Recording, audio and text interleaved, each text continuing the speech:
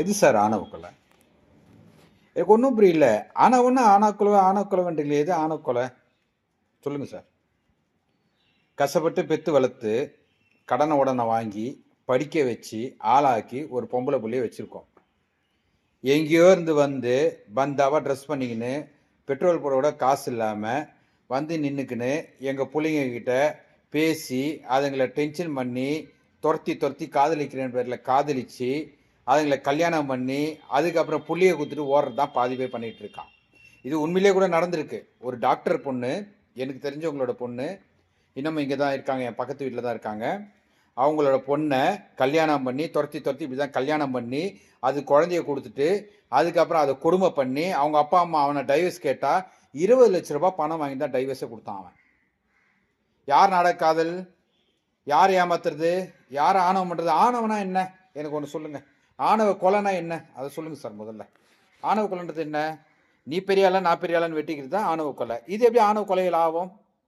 ஒரு அண்ணங்காரன் தங்கச்சியை வந்து என் தங்கச்சியை வந்து நீ லவ் பண்ணாரா, வந்து தொந்தரவு பண்ணாதான்னு சொல்கிறான். இதை கேட்காம திரும்பி அவன் போகிறான், திரும்பி ப்ரெஷர் கொடுக்குறான். அவன் கோபம் தாங்காமல் வெட்டிட்டான். கொலை பண்ணது தப்பு தான். அது யாராக இருந்தாலும், அது எந்த ஜாதி மதத்தெல்லாம் விட்டுருங்க. நான் ஜாதி மதத்துக்காக இங்கே பேச வரல.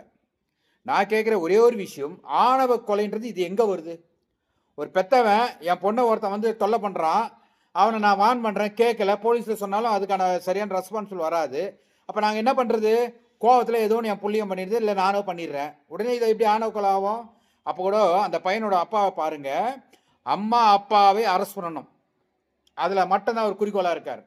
அப்போ யாரோ இதை சொல்லி கொடுத்து இதை அவரை வந்து கொண்டு போகிறாங்க. புரியுதா உங்களுக்கு? நல்லா சிந்திச்சு பாருங்க.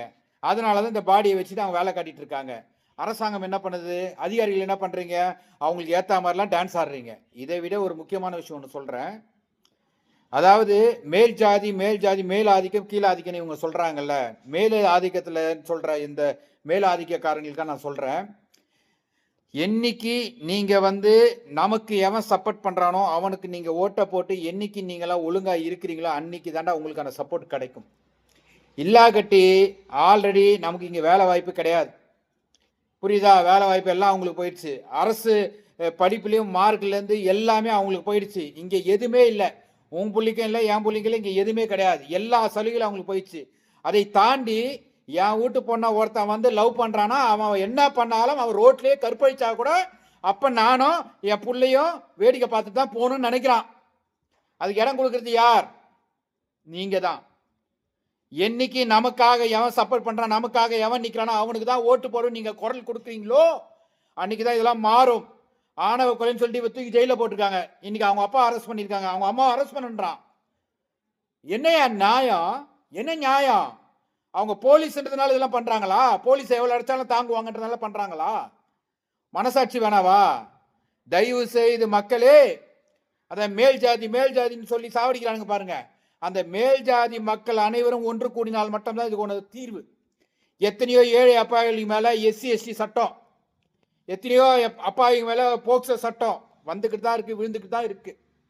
இது மாறணும்னா இதுக்கு ஒரு புரட்சி ஏற்படணும். இதுக்கு புரட்சி ஏற்படணும்னா இந்த ஒரு விரல் இது மாறினால் மட்டும்தான் நமக்கான அங்கீகாரம் கிடைக்கும், நமக்கான மரியாதை கிடைக்கும், நமக்கு பிள்ளைகளுக்கான வேலை கிடைக்கும், நம்ம பிள்ளைகளுக்கான சலுகை கிடைக்கும். நல்லா போய் பார், கவர்மெண்ட் ஆபீஸ்ல எவ்வளவு பேர் இருக்கான் நம்ம ஆளுங்கன்னு சிந்திச்சு பாருங்க. நான் ஜாதி மதத்தை பாக்குறதுல என் கூட்ட வேலை செய்யற 2 பேர் அந்த ஜாதி தான். நாங்க ஜாதி மதத்தை பார்க்கல, ஆனா ஜாதி மதத்தை வச்சுதான் இங்க அரசியல் பண்றான். இந்த பாடியை கூட எடுக்காதலுக்கு பண்றது யார்? அந்த ஜாதி தலைவர் தான். அவன் பேச்சு கேட்டு தான் இவன் ஆடுறான். தெரியுதா இல்லையா? புரியுதா இல்லையா? அதிகாரிகளே, இன்னைக்கு அவங்களுக்கு தான் நாளைக்கு உங்களுக்குன்றதை புரிஞ்சுக்கணும். காவல்துறை அதிகாரிகள் தான் மெயினா சொல்றேன். இன்னைக்கு அவங்களுக்கு, நாளைக்கு உங்களுக்கு. சிந்திச்சு வழக்கை பதிவிடுங்கள்ன்றதான் என்னோட